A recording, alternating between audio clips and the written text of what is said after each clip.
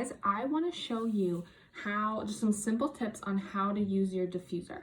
So some of you may have been diffusing for a while, maybe some of you just got your kit and you just don't know what you're doing. I just want to put together a quick, easy guide and some pro tips on how to get the most life out of your diffuser and how to pick the right diffuser for you. So I have the Feather the Owl diffuser going. This comes in our Little Oilers starter kit. So if you started with that, you might have this option. The Desert Mist comes as an option in the premium starter kit. Or maybe the Sweet Aroma, maybe you grabbed the limited edition holiday bundle this year and got this diffuser. If not, it's still available for purchase in the virtual office. You can grab any of these just on their own as well if you want to include more diffusers in your house. But here are a couple tips to make sure you're diffusing properly.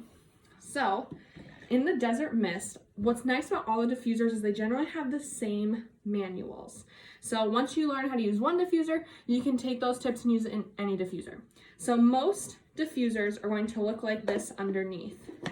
So you can see even in this Luster diffuser, looks the same. So what you always want to do when you're diffusing is add your oils first. So we know that oil and water doesn't mix. So when we add our oils first, it helps disperse the oils more evenly throughout the water, which means you're going to get a stronger aroma for a longer amount of time. You might notice over time that the aroma of your diffuser might fade a little bit. You can always add more oil to your diffuser, or sometimes it's just like we almost get nose blind and we get comfortable to it, which is why it's fun to mix up your diffuser blends. So I personally like about 15 drops in my diffusers. I like them very strong smelling. I'm using Thieves right now, so I like to diffuse Thieves because it's really good to help purify the air. It's great for the immune system, and especially in the fall and winter with the cinnamon and clove, it just smells really cozy. So I added my oils first, and now I'm going to add the water. A little trick is especially in my bedroom diffuser, I have a water bottle that I keep full of water that'll last me a few days, so I always have water right next to my diffuser. I do use tap water. That can sometimes shorten the life of your diffuser, but I've had this Desert Mist diffuser for like 2 years and it's just now starting to fade on me, so I think it's a pretty good lifespan. But another trick, if you don't keep a water bottle next to you, you can take the lid, plug the bottom with your finger, and you can add water up to the line, and it acts like a little funnel. Then remove your finger, and this is going to give you almost to the max fill line. It's just a little short, so that's a great little tip if you want to not dirty a glass or keep a water bottle out. And then on our diffuser buttons, there is 2 buttons. There's a power button and a light button. So the Desert Mist can go up to like 8+ hours. But if we just press the power button once, it's gonna go on the 4 to 6 hour setting because it's going on a very strong mist constantly. The longer setting, let's say you wanna have it diffuse while you go to sleep, you're gonna wanna press the power button twice. That's the intermittent setting. So you're gonna hear it go on for a little bit, shut off, go on for a little bit, shut off.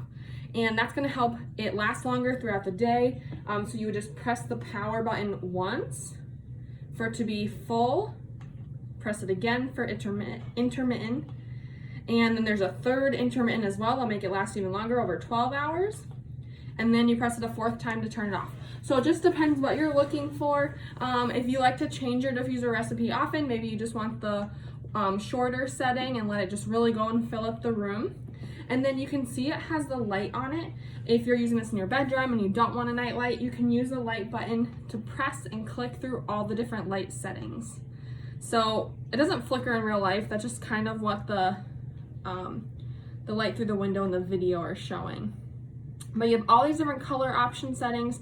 There's candle mode where it flickers, so that's the only one where it does move. And if you're someone who loved candles, but now you know how toxic they are for you, the flicker mode is, this candle mode's really fun. It just kind of gives you that cozy, warm feeling. So now let's say we know all those tricks and you grab the Luster diffuser. The Luster diffuser is super similar. It has your power button, has your light button, and this one actually shows you its minute ranges. So some of these different limited edition diffusers don't go as long as the Desert Mist or the Sweet Aroma, and that's why I think these are kind of great staples to have in your house. But some of these are really beautiful. So this is blown glass. It's a limited edition one. I think it's so pretty. And it has a really awesome output, but it only has a 60, 90, and 120 minute option. I love this diffuser. I would note that these kind of diffusers have the shorter options like this, same as the Haven. These lights underneath, the power lights, do not turn off. So while you can shut the main diffuser light off, this light will still be on. And for me, I didn't like that in my bedroom, so this is my living room diffuser. So you have lots of options of what you want to choose. But like I showed you, these both have the same inside. Same with the lantern diffuser.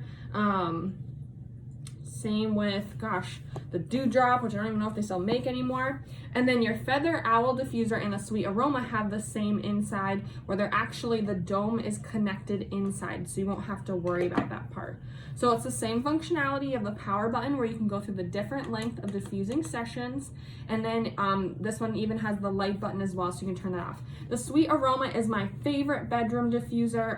I love this one the most. It has a really great output, small counter space. I think this is the most versatile and great output of a diffuser, and I can't believe it took me so long to try it because I love it. The Feather the Owl diffuser and the Aria diffuser both have sounds built in. So that's why we put the Feather in the little Oilers kit, because it works as a sound machine. If your little one needs like some soothing music or some white noise, this has different, let's see if we can hear it.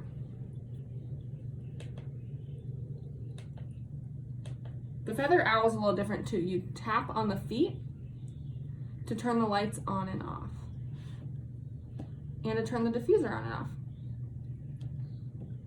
So now I have my diffuser off. Now it's on. Now it's intermittent. So you can really have a lot of fun. Press the music button. Hopefully you can hear this. It's quiet, which is nice, and then there's a volume button.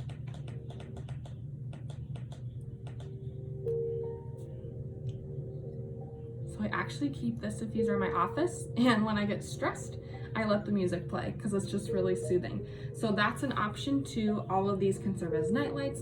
They can serve as evening lights. Sometimes I leave the light on my diffuser on in the living room if I wake up during the night and I want to just not run into anything.